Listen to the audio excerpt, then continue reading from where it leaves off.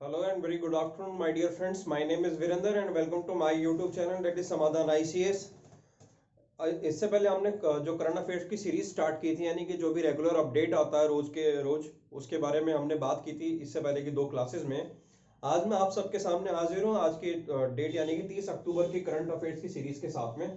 30 अक्टूबर की कुछ current affair की सीरीज है जिसके बारे में बात करेंगे। डिटेल में हम जो है कुछ खबरों के बारे में बात करेंगे। पहले मैं उनकी छोटी छोटी इंफॉर्मेशन दे देता हूँ जिसके बारे में डिटेल में हम बात करेंगे। तो सीआईसी के बारे में बात करेंगे, आरटीआई सीआईसी के बारे में बात करेंगे। आसाम और मिजोरम में एक डिस्प्यूट चला हुआ है, उसके बारे में थोड़ा डिटेल बात करेंगे। कोर सेक्टर की ग्रोथ को लेकर हम थोड़ा डिटेल में बात करेंगे। 0.8% जो है अब थोड़ी सी रिकवर होगी, पहले -12.5% थी अगस्त में, तो इसको लेके भी थोड़ी डिटेल में बात करेंगे। और इसके अलावा कुछ इंफॉर्मेशन हैं जो कि आज की इंपॉर्टेंट हेडलाइंस है जो कि आपके एग्जाम में के परस्पेक्टिव से इंपॉर्टेंट हो सकता है, उनके बारे में हम बात कर लेते हैं। सबसे पहले जो न्यूज है जो आ रही है सर्ब पावर से लेकर, सर्ब पावर यानी कि science and engineering research board, जो कि ministry of science and technology का पार्ट होता है, डायरेक्ट एक इंस्टीट्यूशनल बोर्ड है। उसने एक नई अपॉर्चुनिटी दी है उन सभी महिलाओं के लिए, उन सभी रिसर्च फेलोज के लिए जो किसी कारण से अपनी पढ़ाई इनको बीच में छोड़नी पड़ती है, शादी की वजह से या फिर जो है मदरहुड की वजह से उनको अगर अपनी जो पढ़ाई बीच में छोड़नी पड़ती है, उन सब के लिए एक बहुत अच्छी खबर है। गवर्नमेंट ने उनको मौका दिया है, अगर कोई भी महिला जिसकी उम्र 35 से 55 साल के बीच में है तो अपनी फेलोशिप दोबारा स्टार्ट कर सकती है, चाहे फेलोशिप 1 है या फेलोशिप 2, यानी कि अगर वो जेआरएफ एसआरएफ करना चाहती है या फिर अपनी पीएचडी करना चाहती है तो अपनी रिसर्च वगैरह कर सकती है। गवर्नमेंट ने ये अनाउंसमेंट की है कि उनको पर मंथ का 12,000 रुपए का कम से कम भत्ता दिया जाएगा, ज्यादा से ज्यादा साल के 10 लाख रुपए तक भी दिए जाएंगे। प्लस में गवर्नमेंट ने ये भी बात बोली कि प्लस में 90,000 रुपए ओवरहेड एक्सपेंसेस, यानी कि अगर कोई और भी खर्चा होगा 90,000 रुपए वो भी दिए जाएंगे।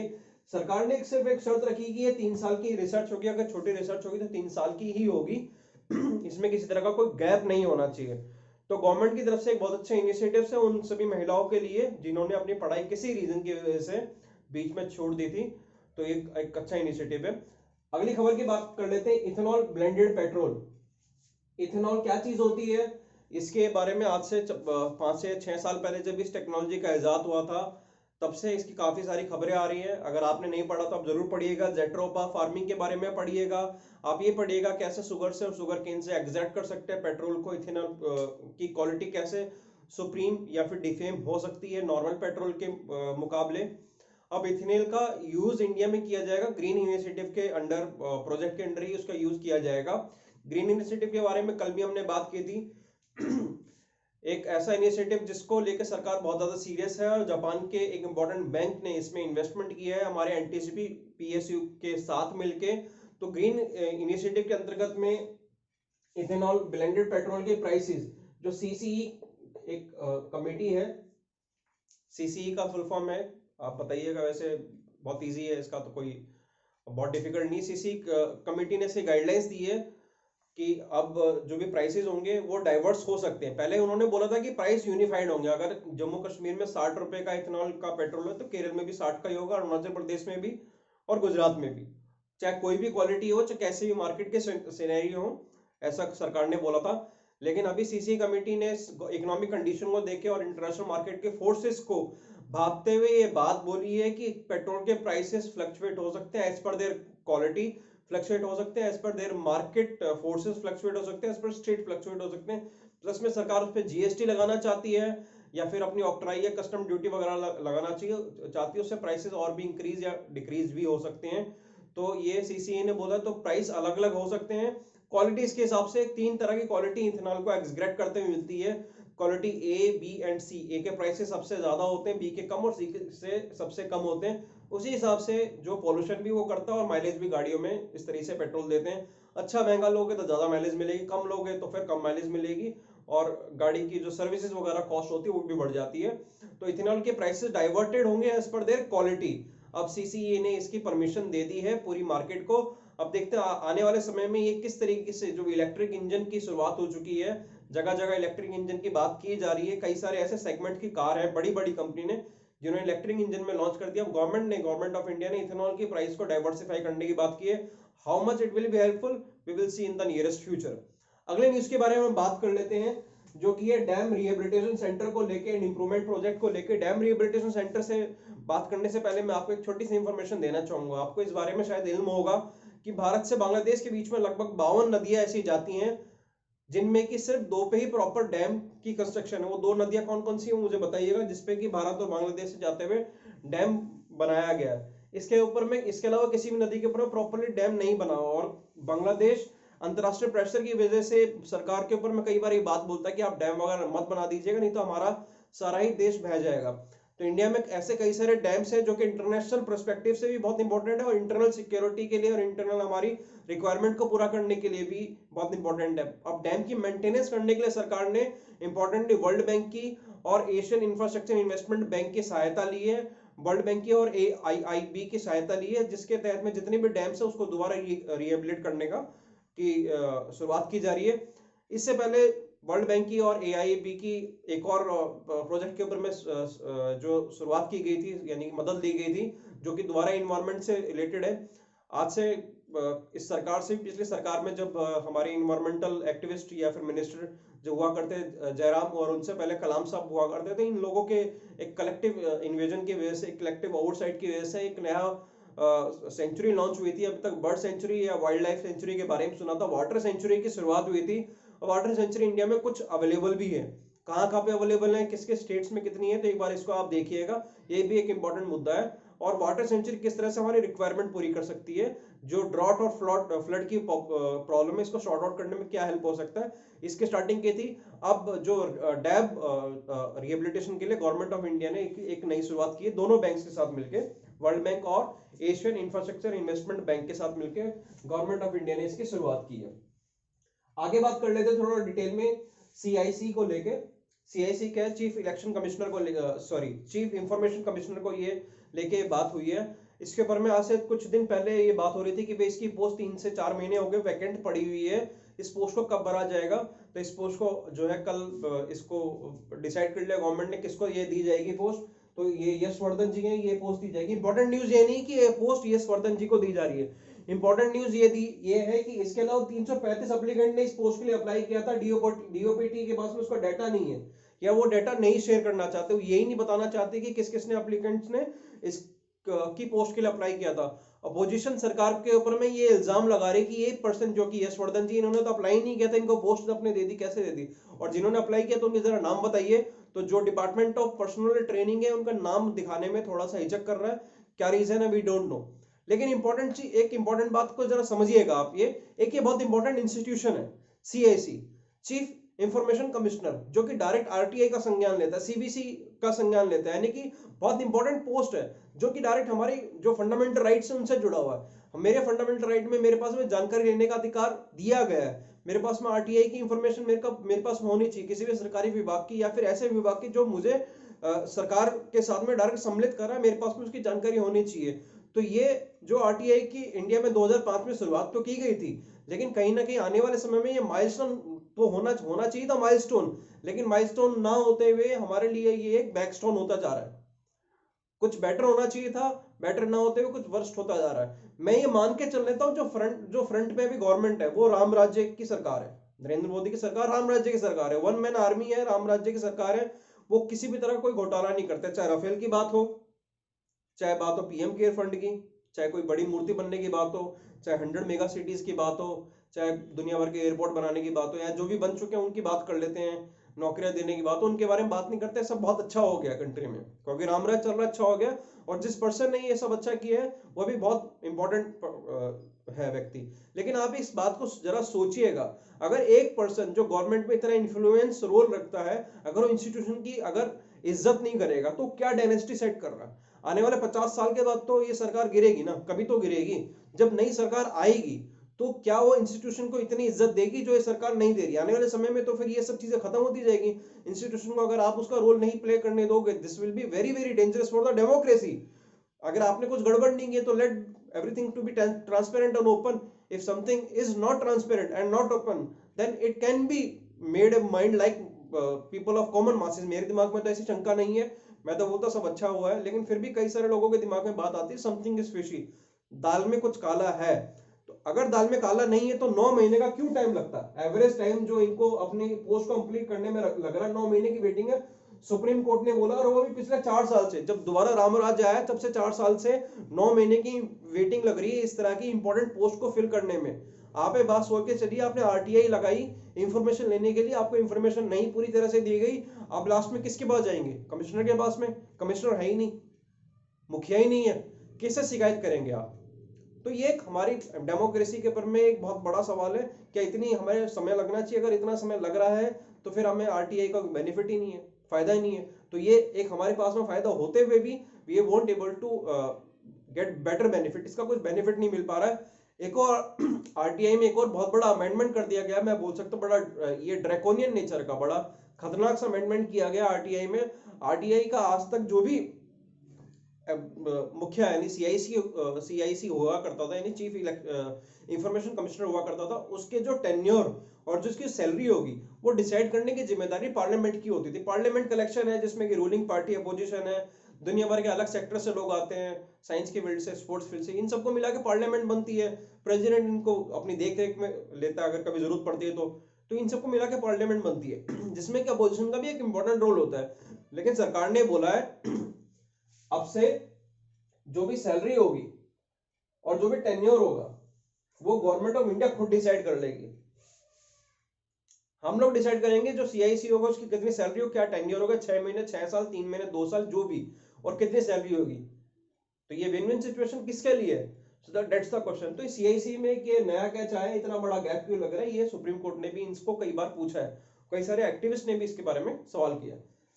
अगली खबर के बारे में बात कर लेते हैं फ्रेंड्स। फ्रांस में आज से कुछ हफ्ते भर पहले क्या हुआ था, वहां पे एक हिस्ट्री के टीचर है प्राइमरी स्कूल में, उन्होंने एक कार्टून दिखाया था। एक बात को सोचिएगा, ईद का दिन है, क्या आपका रिलीजन इतना भी टॉलरेबल नहीं है एक सच्चाई को हजम कर जाए? आपको ये इस बात से क्या आपत्ति है या क्या आपत्ति नहीं, मुझे इस बात से नहीं कोई फर्क नहीं पड़ता, पर मैं अपनी तरफ से अपनी एक छोटी सी आपसे एक इंफॉर्मेशन शेयर करना चाहता हूं। If your religion is not tolerable then it is not right. इस चीज को आप समझिएगा, if it is not tolerable it is not right. अगर आप क्रिटिसाइज बर्दाश्त नहीं कर सकते हैं then you are the part of the crowd, आप मासेस हैं, आप क्लासेस नहीं है, जो कि गलत बात। फ्रांस में यही हुआ। आज से एक हफ्ते भर पहले किसी टीचर ने हिस्ट्री क्लास में एक कार्टून दिखाया, जो आपके प्रॉफिट मोहम्मद साहब थे उनका कार्टून दिखाया। कुछ मजाक नहीं उड़ाया, सिर्फ कार्टून दिखा के बताया कि ये प्रॉफिट मोहम्मद थे, इनकी ये टीचिंग प्रीचिंग क्या थी क्या नहीं थी। इसके बाद में इसके 2 दिन के बाद में किसी ने उनको स्कूल में 18 साल के लड़के ने उनका सर कलम कर दिया। 18 साल, what's the age of 18 years? आपकी एज अभी 3 से बाहर आ गई होगी, 19 से 20 से ऊपर आ गई होगी, अभी भी आपको सीखने के लिए बहुत कुछ है। 18 साल के बच्चे को कहां से बताओ, कहां से उसके पास में ये सब थॉट्स आते हैं? We don't know whatsoever. तो अब ये एक इंपॉर्टेंट जो बहुत बड़ा मुद्दा अंतरराष्ट्रीय लेवल पे चला गया। अंतरराष्ट्रीय लेवल पे मुद्दे को जब गया तो इसको इनकैश करने वाली एक सरकार, एक देश ने इसको इनकैश किया, वो तुर्की है। टर्की के मुखिया है, तो टर्की के इस मुखिया ने बोला कि हम ऑटोमन एम्पायर दोबारा लेके आएंगे। और जो इमैनुअल ने एक अभी भी रेगुलेशन पास किया कि इस्लाम की प्रैक्टिस के को लेके एक रेगुलेशन पास हुआ है, जिसमें बोला कि आप ओपन प्रेयर नहीं पढ़ सकते, आप ये टोपी नहीं पहन सकते, दाढ़ी नहीं रख सकते, बुरखा तो पहले बैन हो चुका है, ठीक है। जब चार्ली हेब्डो की मौत हुई थी तभी जो बुरखा वगैरह बैन की बात हो गई थी और कर दिया गया था। तो इन्होंने जो इस्लाम की प्रैक्टिस को रेगुलेट करने की बात हुई है, जो इमैनुअल साहब ने ये बात बोली है, अब इसके खिलाफ में जो वहाँ के माइनॉरिटीज हैं, वहाँ के माइनॉरिटीज ने इनको बोला कि अपना जो इलाज कराओ दिमाग का, तुम्हारा दिमाग ठीक नहीं है। और टर्की ने भी इनको बड़ा क्रिटिसाइज किया है। टर्की अभी फिलहाल अंतरराष्ट्रीय लेवल के ऊपर मैं बोलूं तो अपने आप को पूरे ही वर्ल्ड का या पूरे इस्लामिक वर्ल्ड का मुखिया बता रहा, सऊदी अरेबिया को ओवरकम करके वो बता रहा है कि हम हैं पूरे वर्ल्ड के, पूरे जितना भी इस्लामिक वर्ल्ड है उसके मुखिया। पहले सऊदी अरेबिया ये काम करता था, अब टर्की कर रहा है। देखना है कि क्या टर्की दोबारा अपना ओटमन अंपायर तो नहीं बनाने जा रहा, क्योंकि टर्की ने इससे पहले कोई भी बात होती है, चाहे सीरिया की बात हो, चाहे सीरिया की बात हो, चाहे बात हो फलस्तीन के ऊपर हमले की, या इजराइल और जो अभी सूडान के बीच में एक लड़ाई खत्म हुई उसकी बात हो, टर्की हर बीच में कहीं ना कहीं इंपॉर्टेंट अपनी बात बोलता है। इंडिया पाकिस्तान के मुद्दे तक भी उसने अपनी कई बार अपने स्टेटमेंट्स दी हैं टर्की ने। अब टर्की ने इसके ऊपर में बात बोली है, और टर्की का अपने आप में ही कई बार जो बातें होती है बड़ी विवाद से घिरी रहती हैं। और जहां तक बात है इमैनुअल की, जो यहाँ पे मिस्टर इमैनुअल है, इनके भी अभी तक कुछ काम बहुत सराहनीय नहीं रहे फ्रांस में। लोग बहुत ज्यादा खुश नहीं है इनके साथ में। इस चीज को देखिएगा, जिस किसी देश में वहां के लोग उसकी सरकार से खुश नहीं होते, उनको कोई ना कोई नया मुद्दा देना पड़ता है। नेपाल को देख लीजिए, वहां पे लोग उनकी सरकार से खुश नहीं थे, तो उन्होंने क्या कर दिया, काला पानी का मुद्दा दे दिया, उत्तराखंड से डिस्प्यूट का। चाइना में, हांगकांग में वहां पे लड़ाई चल रही थी, उन्होंने अक्साई चीन का इंडिया वाला मुद्दा उठा के दे दिया। ताइवान की लड़ाई चल रही थी, ये वाला मुद्दा उन्होंने उठा के दे दिया। डोनाल्ड ट्रंप की सरकार ठीक से काम नहीं करी, चाइना के ऊपर हर कोई आरोप लगा देता। 3 दिन पहले बोला था कि देश में जो भारत है उसकी तो हवा इतनी खराब है, सांस लेना मुश्किल है। 4 दिन के बाद में जो हमारी बेका के साथ में, उनके साथ में एक बहुत अच्छे संबंध भी बन गए। तो जो भी सरकार के मुखिया होते हैं वो कई बार इस तरह के इंपॉर्टेंट कदम ले लेते हैं, जिससे कि मासेस के ऊपर बहुत नेगेटिव इंपैक्ट पड़ जाता है। Don't go away, see at your home. आपका जो घर, देश है ना, जो कंट्री, उसमें भी कई बार ऐसा होता है, अननेसेसरी रायट्स करा दिए जाते हैं अगर सरकार कुछ अच्छा काम नहीं करती। So better speak on the policies and the parameter, the religion and the social issues, उस पर जरूर बात करनी चाहिए। तो एमएनएल के भी इसके ऊपर बड़ी जो है इंटरनेशनल लेवल के ऊपर में बेइज्जती हो रही है कि आप इस तरह से किस तरह क्यों रेगुलेट कर सकते हो इस्लामिक कल्चर को। और टर्की ने इस चीज को इनकैश कर लिया है और वो अपने आप को मुखिया बता रहा है अंतरराष्ट्रीय स्तर के ऊपर में। इंपॉर्टेंट बात है, टर्की ने पहले, इससे पहले जो साइप्रस है, जो कि ग्रीस के साथ अपनी उसकी सीमा मिलती है, टर्की ने एक डिस्प्यूट साइप्रस के साथ भी चल रहा था। साइप्रस को उसने कई बार अटैक भी किया, छोटे छोटे उसके अंदर जो इंसर्जन अपनी एक्टिविटीज भी की। अब साइप्रस के पास में क्या हुआ है, एक गैस रिजर्वायर मिला है, यानी कि गैस का एक बहुत बड़ा भंडार मिला है। अब टर्की बोल रहा है जो गैस का भंडार है वो मेरा है। टर्की ऐसा क्यों क्लेम कर रहा है? टर्की का क्लेम है कि क्योंकि 200 नॉटिकल माइल तक है साइप्रस के, और ये एक्सक्लूसिव इकोनॉमिक जोन है जो कि मेरे एरिया के पास में भी आता, तो मैं इस गैस का जो रिजर्वायर है उसको अपने पास रखूंगा। क्योंकि गैस का रिजर्वायर मिल गया तो यूरोप की नजर भी अब कहीं ना कहीं टर्की के ऊपर में आ रही है। और ग्रीस को जो यूरोपियन यूनियन ने अपने वहां से बाहर से भगा दिया था, ग्रीस इसके ऊपर में सबसे पहले क्लेम कर रहा है, क्योंकि बोला ये तो मेरा नेबरिंग कंट्री, ये तो मेरा होना चाहिए। टर्की भी अपना क्लेम कर रहा है। तो अब ये सारा क्लेम की शुरुआत यहां से स्टार्ट हुई थी, और बात कहां चलेगी, in the matter of religion. तो स्टार्ट हुई थी फ्यूल से, बात कहां गई, तेल के ऊपर में। एक इंपॉर्टेंट सवाल मैं आप सभी ऑडियंस से करना चाहूंगा, यूपीएससी ने सवाल भी किया था 17 में, कि क्या कारण है कि वेस्ट कभी भी अफ्रीका को बढ़ने नहीं देना चाहता, क्या किस रीजन से अफ्रीका के देश हमेशा ही गरीब रहेंगे, क्या क्या कारण है, क्या कारण है मिडिल ईस्ट में हमेशा लड़ाई ही रहती है, क्या रीजन है? क्या रीजन है कि कई सारी कंट्री के अंदर में जो इंटरनल सिक्योरिटी, जो जो आंतरिक कलह है, कलेश, वो खत्म नहीं हो सकती, क्या कारण है? इन सबका सिर्फ एक ही रीजन है, आप सोचेगा इस बात को, नेचुरल रिसोर्सेज। जहां पे नेचुरल रिसोर्सेज होंगे वहां पे डिस्प्यूट होगा। नक्सलिज्म एक उसका इंपॉर्टेंट एग्जांपल है। सेम एग्जांपल मिडिल ईस्ट का है। आप वेनेजुएला की गवर्नमेंट को देख लीजिए, जबरदस्त नेचुरल रिसोर्स है, बट स्टिल वहां पे गवर्नमेंट कभी स्टेबल नहीं रहती है। ठीक है, थिंक ऑफ इट। आगे बात कर लेते हैं असम और मिजोरम के बारे में। असम और मिजोरम में भी अपना बॉर्डर डिस्प्यूट चल रहा है। बॉर्डर डिस्प्यूट इनिशियल स्टार्ट हुआ था सेचर और कोलेसिब और करीमगंज और ममित, ये 2 डिस्ट्रिक्ट है, ये 2 डिस्ट्रिक्ट असम की, ये 2 डिस्ट्रिक्ट मिजोरम की है। इनके बीच में डिस्प्यूट हुआ था। जो मिजोरम की डिस्ट्रिक्ट के लोग हैं वो बोल रहे हैं ये बांग्लादेशी इन्वेडर्स हैं जो कि मिजोरम के एरिया में घुस रहे हैं, इनको यहाँ से बाहर भगा देना चाहिए, उनका ऐसा मानना है। और असम अपनी कुछ और दलील दे रहा है। और इनकी जो ये लड़ाई चल रही है, जो इनके बीच में स्क्रिमिश चल रहा है, ये आज से नहीं चल रहा, ये कई साल पुराना है, यानी अंग्रेजी बरतानी शासन के समय से ये सारा स्क्रिमिश, ये जो टसल जो चल रहा है। ये 1950 में असम तो राज्य बन गया था, और 1961 में बाकी आसपास के जो पड़ोसी देश थे, वो पड़ोसी राज्य भी प्रिंसली स्टेट से प्रॉपर स्टेटहुड में आते चले गए। जब से वो आने लगे तब से असम का जो है थोड़ा थोड़ा एरिया कहीं ना कहीं से कम होता रहा। बाद में एक असम अकॉर्ड भी आया था, असम अकॉर्ड को एक बार आप जरूर पढ़िएगा। असम अकॉर्ड में कुछ गाइडलाइन वगैरह दी गई थी, कुछ शेड्यूल भी है इसके लिए, एक इंपॉर्टेंट हमारे कॉन्स्टिट्यूशन में कौन सा शेड्यूल है जो नॉर्थ ईस्ट के बारे में बात करता है, उसके बारे में भी एक बार आप देखिएगा। अगर आप पढ़ोगे तो डाउट जरूर आएगा, डाउट नहीं आया तो पढ़ाई नहीं किया इसका मतलब।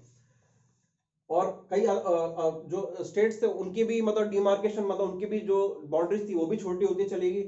अब बात है 1875 से लुसाई हिल्स की। लुसाई हिल्स एक्चुअली में मिजोरम का पुराना नाम है। उसने बोला कि जो 1875 में डिसाइड हुआ था एक्चुअल में बाउंड्री, वो हमारी बाउंड्री होनी चाहिए। उसके हिसाब से आसाम को ज्यादा एरिया दिया गया था और मिजोरम को कम एरिया दिया गया था। लेकिन उसके बाद 1933 में बरतानिया सरकार ने उनकी लड़ाई खत्म करने के लिए एक और बाउंड्री डिमार्केशन किया था, जिसमें असम को ज्यादा एरिया दिया गया था। तो असम बोलता है कि हम तो 1933 के हिसाब से मानेंगे। तो ये कहीं ना कहीं दोनों डिस्प्यूट हमेशा चलते रहते हैं। गवर्नमेंट ने इसके ऊपर में यूपीए लगाया, UAPA, unlawful prevention activity act लगाया हुआ है कि कोई इस तरह की एक्टिविटी नहीं होगी। आगे देखते हैं ये कब तक सॉर्ट आउट होता है। तो गवर्नमेंट इसके ऊपर में बात कर रही है, लेकिन ये मुद्दा आज से 100-150 साल पुराना चल रहा है। इससे पहले असम और नागालैंड के बीच में भी डिस्प्यूट हुआ था। उनका 500 किलोमीटर का एरिया है जो कि बॉर्डर सिक्योरिटी का है, तो उस पर डिस्प्यूट हुआ था। असम और अरुणाचल प्रदेश के बीच में भी एक डिस्प्यूट हुआ था कुछ समय पहले। तो सुप्रीम कोर्ट बीच बीच में आके कहीं ना कहीं इसको रोक देता, लेकिन अभी कोई फाइनल सोल्यूशन नहीं निकला है। आसाम की नागालैंड की जो वहां की जनता, उसने कहीं ना कहीं अपने आप को वहां पे उन्होंने, मैं अगर बोलूं तो उनकी अपनी कई सारे वहां के ट्राइबल पार्टीज है जो उसको शॉर्ट आउट करने की कोशिश कर रही हैं। और यहाँ पे मिजोरम में कोई ट्राइबल पार्टीज नहीं है, यहाँ पे एनजीओज हैं जो कि मिजोरम के वहां के लोकल्स को मैं बोलूं बैक सपोर्ट करते हैं उनको, जिस वजह से ये डिस्प्यूट या तो बढ़ता है या फिर इसका सोल्यूशन भी एनजीओ ही निकाल सकते हैं, ऐसा अभी देखने में आ रहा है। वहां पे कोई ऐसी पॉलिटिकल पार्टी नहीं है मिजोरम में जो इस डिस्प्यूट के बारे में बात कर, यानी लीडरशिप नहीं है वहां पे तो जिससे बात की जा सके। आसाम में है लीडरशिप। तो अभी ये डिस्प्यूट चल रहा है, यूपीएस पे लगा दिया गया और ये मुद्दा बहुत पुराना है। कोर सेक्टर के बारे में बात कर लेते हैं। हमारे यहाँ पे जो हमारा जो डेफिसिट है, जो एफडी जिसे बोलते हैं, फाइनेंशियल फिजिकल डेफिसिट है, वो काफी ज्यादा बढ़ा हुआ है। फिजिकल डेफिसिट इंडिया में 115% हो गया, यानी कि अगर मेरी कमाई 100 रुपए है, 215 रुपए मेरा खर्चा है। कमाई के ऊपर में 115% हो गया फिजिकल, यानी 100 रुपए कमाई 215% खर्चा है। और उसमें जो है हमें अपना स्कूल भी बनाने हैं, कॉलेज भी बनाने हैं और मंदिर बनाना है बहुत बड़ा। देखते हैं अभी कैसे होगा अभी, तो कैसे पॉसिबल है, पैसा ही नहीं है, अर्निंग नहीं है। हमारा जो रेवेन्यू डेफिसिट है वो 125% बढ़ गया, यानी अर्निंग आने का सोर्स ही नहीं है। फिर खर्चे 100 रुपए तो कमाई 100 रुपए तो खर्चे 225 है, कहां से आएगा वो पता नहीं। लेट्स सी क्या होता है। जो ये आपका डेफिसिट बढ़ता है कभी भी, फिजिकल डेफिसिट, इसके 3 पैरामीटर होते हैं। एक तो आपने अपने घर से कितने कमर्शियल बैंक से लोन लिया, कितने कॉर्पोरेट से लोन लिया, आरबीआई से कितना लोन लिया और अब्रॉड से कितना लोन लिया। ये सारा लोन मिला के इतना हो गया कि आपके आमदनी से भी डबल से भी ज्यादा खर्चा हो गया, इतना ज्यादा फाइनेंशियल डेफिसिट हमारा बढ़ गया। अब इन सब में का डायरेक्ट असर किससे बढ़ता है? हमारे कोर सेक्टर्स के ऊपर में। हमारे 8 कोर सेक्टर्स हैं, मैंने इनको सीरीज में लिखा हुआ है। जो कोर सेक्टर सबसे ज्यादा अपना डिस्ट्रीब्यूशन देता है जीडीपी में, मैंने उसको ऊपर रखा है, और जो कम देता है उसको नीचे रखा। सबसे ऊपर रिफाइनरी प्रोडक्ट्स हैं, ये 28% अपना कंट्रीब्यूशन देते हैं। इलेक्ट्रिसिटी 20%, स्टील 18%, कोयला 10%, कच्चा तेल 9%, नेचुरल गैस 6%, सीमेंट 5% और उर्वरक 2%। तो जिस तरीके से इनका जीडीपी कंट्रीब्यूशन होता है, उस तरीके से अगर आप याद करेंगे, ध्यान रखेंगे, तो आपको बड़ा आसान रहेगा। Refine, electricity, steel, coal, crude, natural gas, cement, fertiliser, ये 8 कोर सेक्टर है। इनकी भी बहुत ज्यादा अभी जो ये लॉस में जा रहे हैं। 8 कोर सेक्टर का इससे पहले अगस्त की अगर बात करूं, जुलाई अगस्त के मैटर में -12.5% का इनकी ग्रोथ थी, अभी -8.5% आ गई है। थोड़ा सा रिकवर हुआ है, शायद अक्टूबर तक या दिसंबर तक और ज्यादा रिकवर, यानी 0% आ जाएगी, जिसको हम ब्रेक इवन पॉइंट बोलते हैं, वहां तक चला जाएगा मैटर। इंपॉर्टेंट चीज क्या है, ये डायरेक्ट किस पे से जुड़ा होता है? पीएमआई। मैं थोड़ा सा पीएमआई को आप लोगों को एक्सप्लेन कर देता हूं, पीएमआई क्या होता है। आई होप आपने ये देख लिया होगा।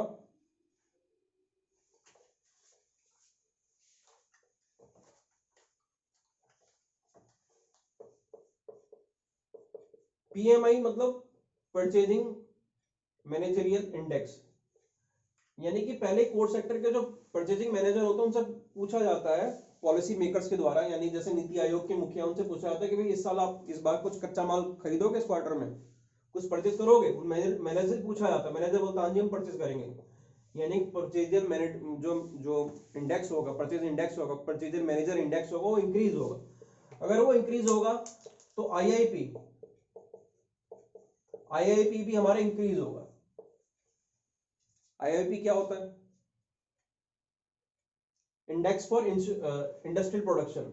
इंडेक्स फॉर इंडस्ट्रियल प्रोडक्शन होगा, वो भी इंक्रीज होगा, यानी हमारी इंडस्ट्री का प्रोडक्शन होगा, वो भी इंक्रीज होगा। अगर हमारे इंडस्ट्री का प्रोडक्शन इंक्रीज होगा तो हमारी जीडीपी ऑटोमेटिकली क्या होगी? इंक्रीज होगी। अगर इनमें से ये डिक्रीज होगा तो ये अपने आप ही होगा, फिर जीडीपी अपने आप डिक्रीज होगी। तो फिलहाल ये जो पॉलिसी मेकिंग हुई, यानी कि जो अभी तक डाटा दिया गया है, ये आईआईपी के बेसिस पे नहीं दिया है माय डियर फ्रेंड, ये पीएमआई के बेसिस पे दिया गया। जो परचेज मैनेजरियल इंडेक्स होता है उसके बेसिस पे दिया गया, जिसके बेसिस पे हम ये कह सकते हैं जीडीपी अभी भी बहुत ज्यादा नीचे जाने की आशंका है। तो ये थे आज के इंपॉर्टेंट करंट अफेयर्स। इसके अलावा मैं आपसे बोलूंगा कि एक चीज को जरूर पढ़िएगा, आरबीआई की हेजिंग पॉलिसी को एक बार आप देख लीजिएगा।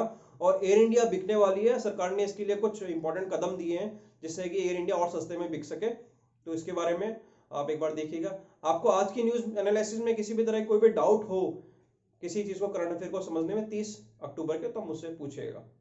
Thank you so much for stay tuned. Thank you.